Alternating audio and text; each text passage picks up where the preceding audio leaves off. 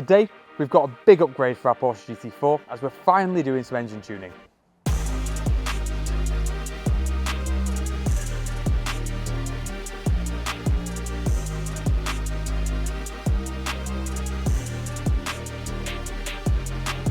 We recently had the car back out on track for the first time this year at the Supercar Driver opening event at Donington Park on the GP layout.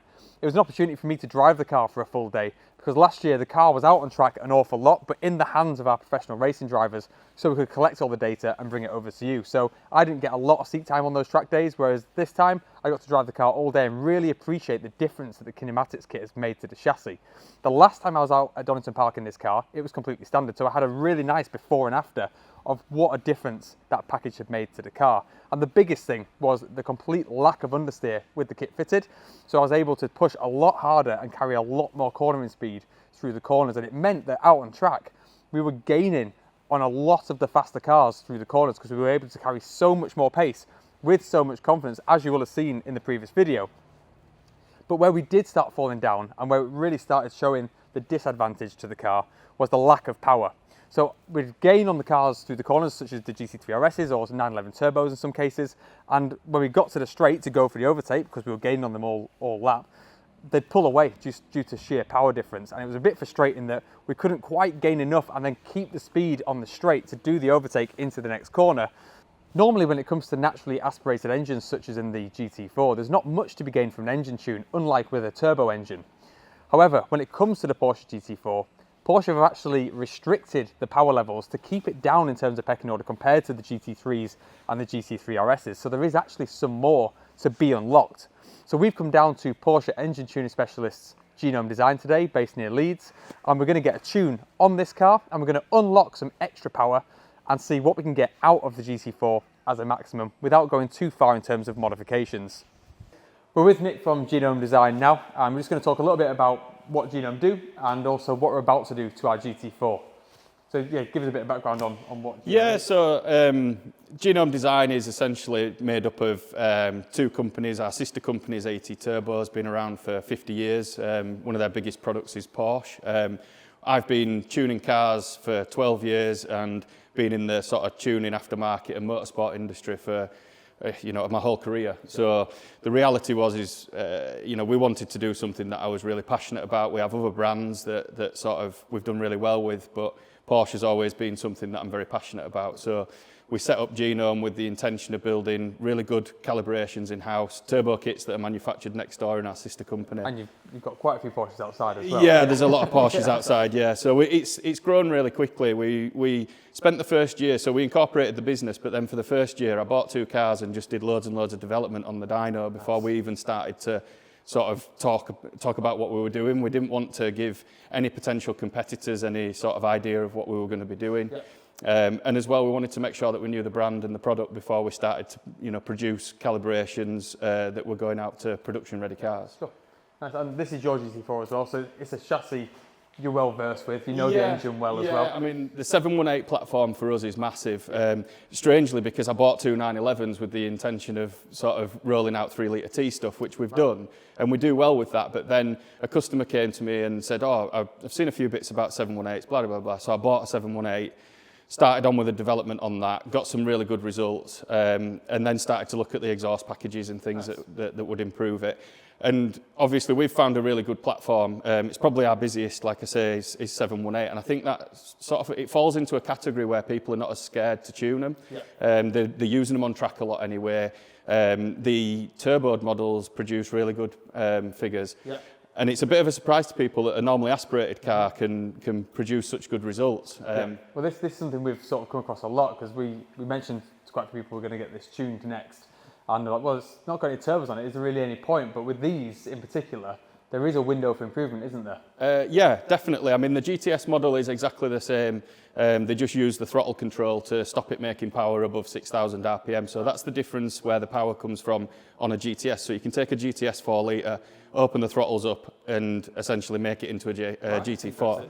Yeah, and then with the GT4s, there's some room left, again, because they want you to go for the higher model all the time. So, what they really want is for you to sell your GT4 back to them and then buy a GT4 RS. But it's surprising that you can actually get even just a stage 1 tune with no additional hardware produces really good results. So then when we do like what we're going to do with yours today, and make changes to the OPF pipes, you do get some really good gains. You get really good exhaust flow. The noise, obviously, it's one big complaint which you may or may not have seen.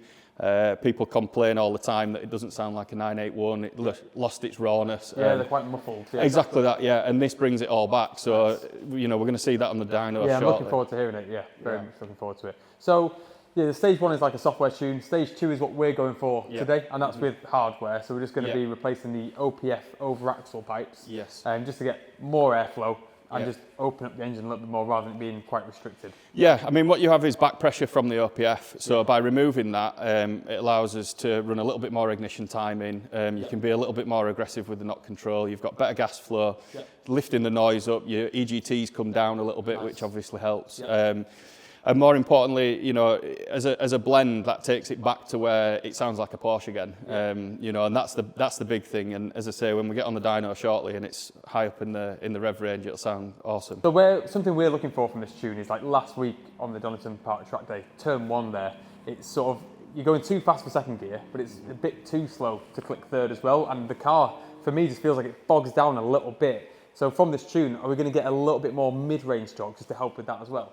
Yeah, I mean, that's one of the biggest sort of reports that we get from the customers is that the mid-range torque increase that we get, it does allow them to, on the shorter circuit stuff that we've got in the UK, because the gearing's really long, you can like you say, you can use third gear and just pull it through the corner a little bit more. That also at the end of a long straight, so where you're talking about, you've got craner curves and then down into the old hairpin.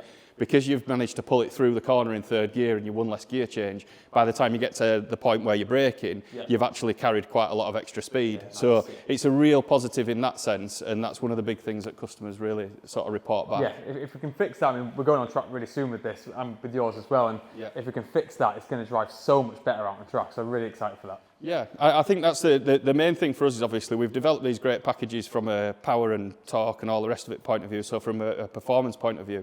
But the thing that we were lacking was obviously what you offer. Yeah. So it sort of worked really well for us to team up and do this together. Yeah, definitely. Yeah, so for context there, we've been fitting our full circuit handling pack kinematics kit to your GT4 today, whilst you've been putting the exhaust mods on this, and you've also done a base dyno run with the stock car before it went on the ramp. So we have that to overlay against when we've put it back on after the tune. So yeah, shall we get it off and get it back on the dyno? Let's get it straight on the dyno. We'll do some more data logs, understand what we've made in terms of power and torque increases. We'll go from there. See it. Yeah. All right. Good.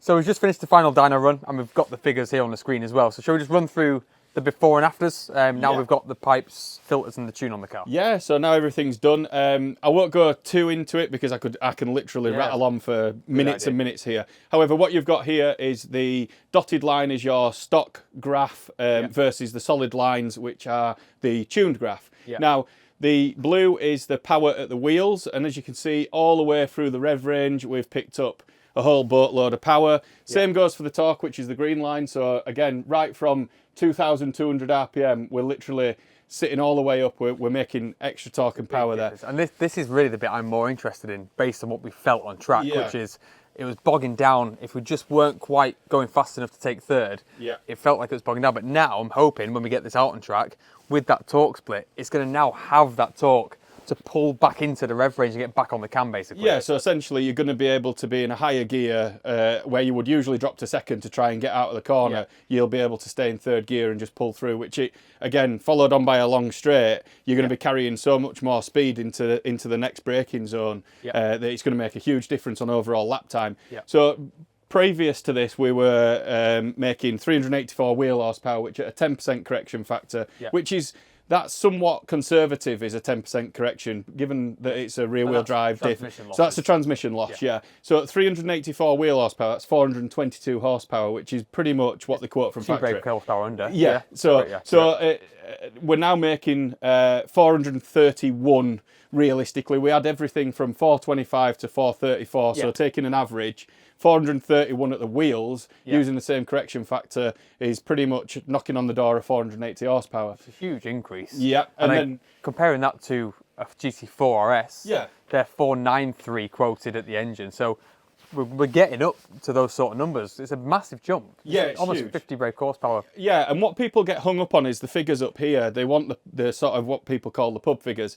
The reality is when you look under the curve here, where you're making the best part of like 30, 40, 50 foot-pounds all the way through the rev range, and the same goes with the power. In places here, you're making the best part of 40 wheel horsepower through the whole rev range, and that's what makes all the difference. It's going to pull harder. Yeah, so it pulls harder everywhere, not just up here, and that's what I was trying to explain. It's difficult for us sometimes as tuners because people get caught up in the what's the headline figure, but the reality is if you look at the calibration as an overall, what's going to actually propel the car faster throughout the whole rev range, rather than just the, oh, well, I'm up here and I'm making the figures. And as I explained to you earlier on, sometimes, particularly on turbocharged cars, you can make more torque down here, but you create more heat, so you compensate by losing power at the top. Same goes. So if you make a little bit less torque down here, you tend to keep the exhaust gas temperature down, and as a result of that, you will generally find it adds more ignition timing and therefore gives you a better result at the top. So it's a balancing act between the two. Yeah, and like I said, it's all more about the drivability 100%. Than just having more peak. Yeah, certainly. Yeah. And that's so. I mean, I think I'll give Callum a shout. But we had a 992 GT3 on here. Now I know the 992 figures are slightly different. The GT3 figures are slightly different to the GT4 RS as a result of the exhaust length or something. Yeah, well, I think the 4S was still a bit detuned, so it didn't quite get. Yeah, the GT3 that's right. still. Yeah. So, and again, we've got to really labour on the point that Porsche want you to have to spend the money to get into an RS product. I mean, obviously, what you're doing with the suspension stuff and what we're doing with the power side, we're essentially creating something. The only thing that's missing now is the aero. Aside from that, we've got something that, from a price point of view, that, and that's what I always wanted to do, was create something that was almost half the price of an RS product, but in terms of, you know, capability, we're almost there. Getting up there now, yeah. So we'll get Callum to come in and lay a graph of a 992 stock versus your tuned GT4. See how close that gets. Cool. All right, I'll do that now. So you've just overlaid the 992 GT3. Is this totally stock or is it tuned? Totally stock, but it did have an exhaust system on. Okay. Doesn't make a great deal of difference. Okay, so solid line is us. Yeah. Dotted line. So off the bat, which I'm very, very surprised to see, is that we've actually got more torque by a decent sum. Yeah, for our rev range, and more power in our rev range. Yeah, I mean, in essence, what you've got is the GT3 makes down the bottom there, makes very similar power to a stock 4-litre GT4. Yeah. And again, you've got, obviously, with the tune and the bits and pieces, but yeah, I mean, essentially we beat it everywhere up to about where our revs are. Yeah, exactly. With the tune file, obviously stock, it's the GT3 would make more, but at the peak up here, I think if we dared to rev this out anymore, or we could, we'd need to put some valve springs and stuff like that together. But if you could rev it out, I think you would actually probably surpass the power of a GT3. Now, I haven't had a GT4 RS on the dyno, so I can't sort of do a direct comparison, but this is as close as I can offer in by the way of they supposedly make more power out of the GT3 because of the exhaust system, so it's a really good comparison. So what's quite interesting, and for people who are not used to look at dyno graphs, obviously the dotted line for the GT3 keeps on going 1,000 revs past us, and that's which because is the red line for a GT3. goes to 9,000 RPM, this goes to 8 roughly. Yeah, it's sort of 8.2. We've increased that a little bit, so but I don't really want to go any more without, we'd need to pull the engine apart and have a look at valve spring stuff. And to be honest with you, it stopped making power at sort of 7750 and started to drop off. So there's unless we start looking at cams and things like that, there's not a lot of point really. Yeah. So just looking at the graphs, the peak power is more for a GT3 due to the extra revs. Correct. But I'd be interested to see, so we'll put this on the screen because we'll do the maths behind it, but what the power to weight ratio would now be between a 992 GT3 and the GT4. Obviously you've got aero differences as well. The GT3 has more aero, but I wonder if we maybe have more power to weight ratio than the GT3 now. Yeah, I dare say it'll be pretty close if nothing else. And like I say, the mid-range, the mid-range is where, you know, a lot of customers, that's the thing that they comment on, saying it's a little bit flat down the bottom. Well, we've managed to rectify all that and give them more than what a GT3 would have. Great. I can't wait to get this out. So we're out at Alton with you as well in 2 days. So that'll be the next video. So make sure you subscribe for that as well. and I cannot wait to put this on track and feel this. Yeah, it's going to be awesome. So that's the new exhaust fitted alongside the tune, and it's all been completely dynoed now, and we are very, very happy with the results we've seen on the dyno graphs. It sounds a lot better, but now we want to head to track and see how it actually feels to drive and what difference it has made to the drivability of the car, because that's what this has all been about. So we're next out on track in 2 days' time at Woolton Park. So if you haven't already, make sure to subscribe to the channel and we'll see you there.